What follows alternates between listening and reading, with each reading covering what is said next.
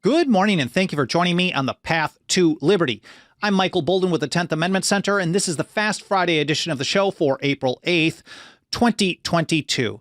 And on this episode, I'm covering an article we published just this morning with a pretty damning report on the Maine Information Analysis Center. This is MIAC, Maine's fusion center. It reveals just how out of control the surveillance state has become, especially with its partnerships between the feds, states, localities, and even corporate surveillance. Make sure you're following us over at 10thamendmentcenter.com/path to liberty. There you'll be able to read the articles that I'm referencing for this episode. You'll be able to find all the previous episodes we've done for almost 4 years, and even our membership program where you can put your financial faith behind our work for as little as $2 a month. We make it go a long, long way in support of the Constitution and liberty. That show homepage, 10thamendmentcenter.com/path to liberty. And I couldn't be more grateful for you spending some of your time with me today. Thank you so much for being here, whether this is your first episode or you've been here for every single one since day one. I can't thank you enough. But since it's Fast Friday, I promise to not take up too much of your time. Let's see if I can get this info out to you in the next 10 to 15 minutes. And I want to start out with a really good report over at NBC News. You're not going to hear me say that too often, but it was written by a guy named Cyrus Farivar, and I apologize if I get the name wrong. He's long done good reporting. I think he wrote for ARS some years ago on surveillance and technology. And I'll say that even though he's attacked me as being like a neo-Confederate, some evil thing that he's called me specifically, even though we're both working to end the surveillance state. Anyways, here's how he put it. According to the Department of Homeland Security's website, fusion centers serve as focal points to lawfully gather and share threat-related information. I chuckle because, of course, the DHS is going to say they lawfully. The fact that they're even putting it there tells you a lot. They lawfully gather and share threat-related information among all levels of law enforcement, from local police to the FBI. This is basically nationalizing police. Every state, Cyrus writes, has at least one, along with 27 major urban area centers, and 3 spread across U.S. territories. California alone, lucky us, once again, has 6 fusion centers. And here from the article we published this morning by Jay Private, he says, a damning report on the MIAC Fusion Center reveals just how intertwined corporate and government surveillance of the public has become. Fusion centers, he writes, are notoriously secretive about public surveillance. And what little we know can be summed up thusly, and I like this: official secrecy, moreover, cloaks fusion centers, so what little public information is available on a particular one rarely provides much detail on its unique profile. Now, of course, these were sold to us as a tool to fight the terrorists, and that's what they note about the MIAC Fusion Center in the Maine Beacon. MIAC, they write, is part of the DHS's network of state-run fusion centers, and it's important to note that they are primarily funded and run by states, but it is definitely a state-federal partnership, and they also share information with corporations and other corporate partners. But it was created after 9/11 to gather and disseminate intelligence to law enforcement and private sector clients about potential terrorist threats. And think of that. In the aftermath of 9/11, you're being told, oh, well, we need this to stop more chaos, more death, more destruction, more terrorism. People are generally like, yeah, you're just going to use this for the terrorists? Yeah, go for it. No problem. Of course, it's never going to expand. But it didn't take long before they recognized that if they wanted to stay in business, they had to do other stuff. And here from a report by my good friend Joe Wolverton, a few years ago, he says, in 2012, a special white paper was submitted to the House of Representatives wherein the DHS was encouraged to embark on an evolving mission away from its ostensible purpose of fighting terrorism toward becoming the administrator of an enormous domestic intelligence agency resulting from an integration of the country's local and state law enforcement agencies. Fusion centers are a huge part of this process. I covered that transition and more on fusion centers and the history and all that behind it in some detail in an episode a little over 3 years ago, Details of Fusion Center Surveillance Revealed. I encourage you to check that one out. I will link to it in the show notes at 10thamendmentcenter.com/path to liberty.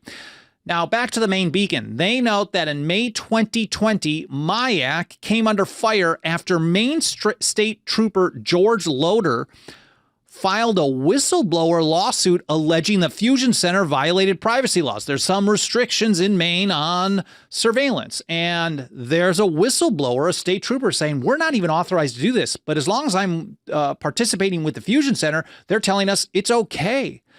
They were not only violating privacy laws, they maintained an illegal database of gun owners, what a surprise, and monitored youth groups and environmentalists and shared intel with their corporate partners, including Central Maine Power. So pretty bad stuff going on there.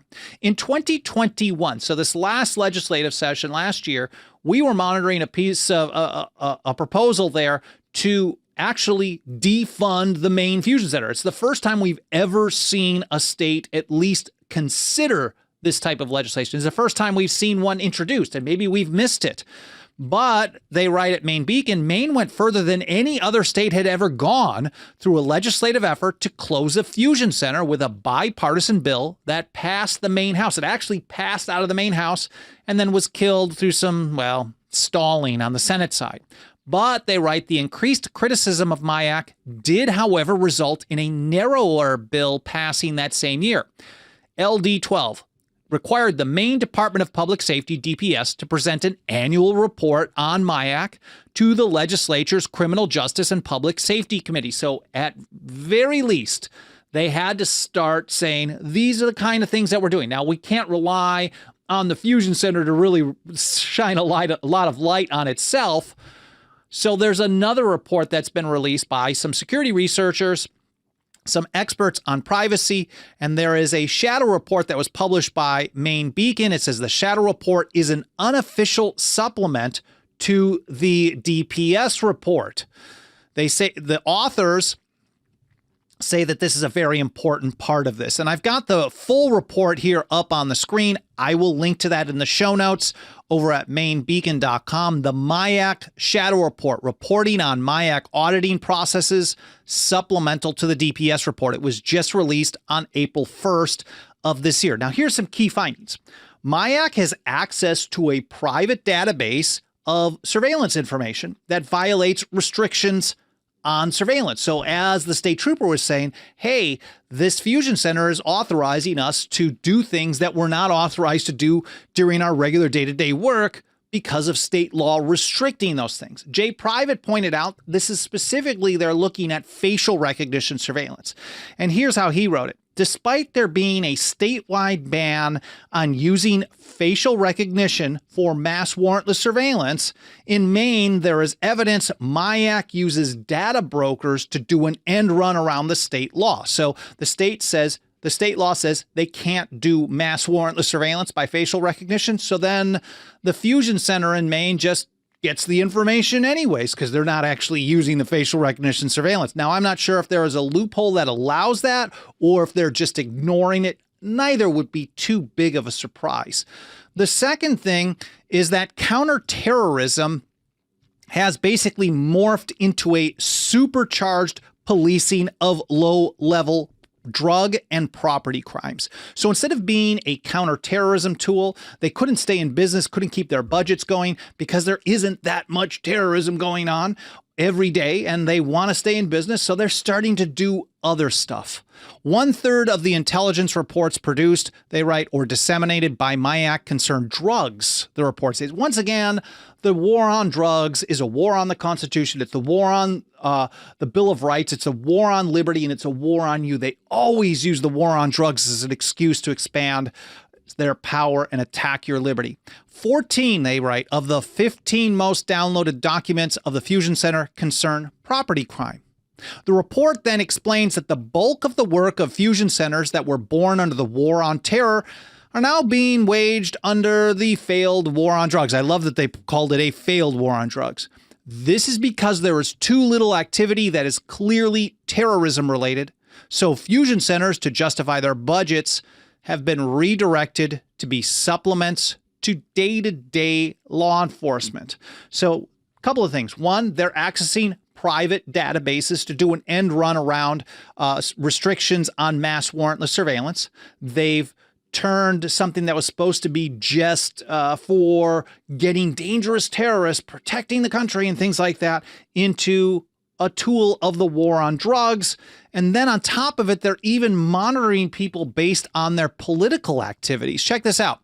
Here from the report, MIAC both collected and disseminated information related to planned protests by both left-leaning and right-leaning organizations without any indication of criminal conduct or a possible threat. And here's the question that Jay Private asks. He says, how easy is it for police officers to use fusion centers to secretly collect information on an innocent person?